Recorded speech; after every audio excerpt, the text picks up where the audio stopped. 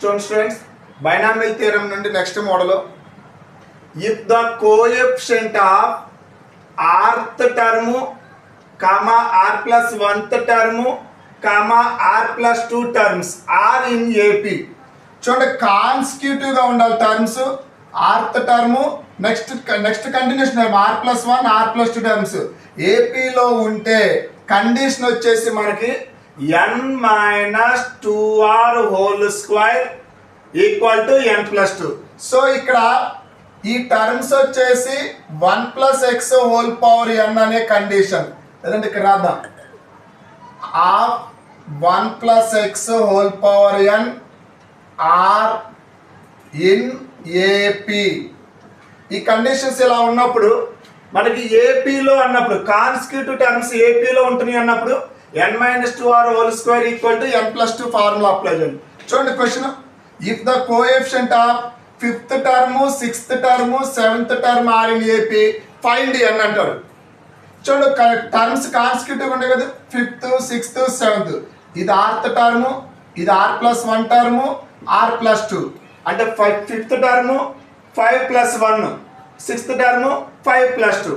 So ఇప్పుడు మన condition ఏం చెప్పా, n minus 2r whole square equal to n plus 2. ఇక్కడ మనకి n తెలియదు, n ఫైండ్ అవుట్ చేయమన్నాడు. సో r వాల్యూ మాత్రమే తెలుసు.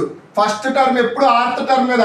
సో ఇక్కడ rth టర్మ్ అంటే 5th టర్మ్ అంటే r వాల్యూ ఎంత 5.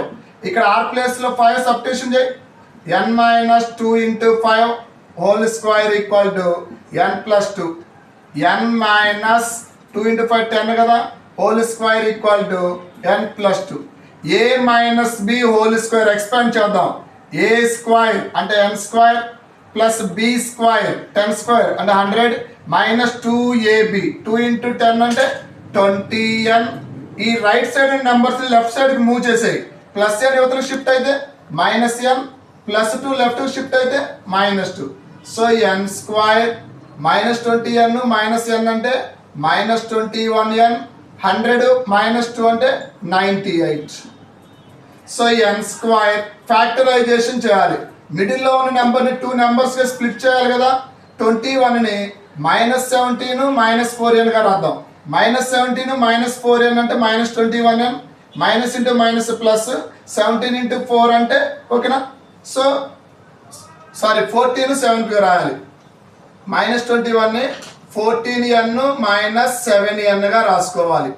14n minus 14 minus 7 21 minus minus plus 14 into 7 అంటే 98.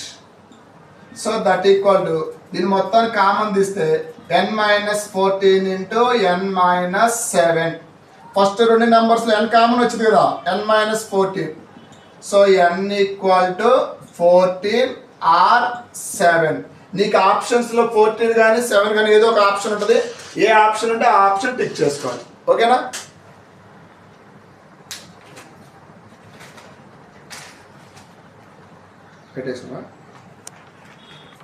ఓకే నెక్స్ట్ క్వశ్చన్ చూడండి.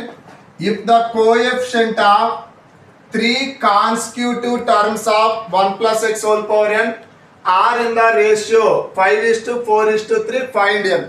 ఇది ఒక టైప్ ఆఫ్ క్వశ్చన్. ఇక్కడ రేషియో ఇస్తున్నాడు చూడండి. రేషియోని a:b:c గా తీసుకోవాలి. First term A, second term B, third term C. Find n అడుగుతున్నాడు.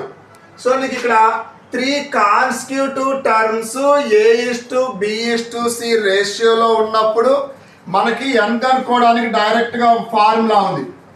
a:b:c రేషియోలో ఉన్నప్పుడు n ఫైండ్ అవుట్ చేయడానికి formula 2 into ac plus b of a plus c by b square minus ac. n కనుక్కోవడానికి formula. So డైరెక్ట్గా ఈ ఫార్ములాలో A value, B value, C value substitution చేస్తే సరిపోతుంది. 2 into a అంటే 5, c అంటే 3 ప్లస్ b అంటే 4, a plus c అంటే 5 plus 3 divided by b square అంటే 4 స్క్వేర్ మైనస్ 5 into 3. చూడండి 2 5 10, 10 plus 3 సారీ 10 into 3 30, 5 plus 3 అంటే 8, 8 plus 4 32, 2 into 5 into 3 10 into 3 30, 4 into 5 plus 3 కదా, 5 ప్లస్ 3 అంటే 8, 8 ఇంటూ 4 అంటే 32, 4 స్క్వేర్ 16 మైనస్ 5 ఇంటూ 3 అంటే 15, 30 ప్లస్ 32 అంటే 62/1. So n equal to 62. డైరెక్ట్గా 3 కాన్స్టిట్యూటివ్ టర్మ్స్ A:B:C రేషియో అన్నప్పుడు n కనుక్కోవడానికి ఫార్ములా ఉంటుంది.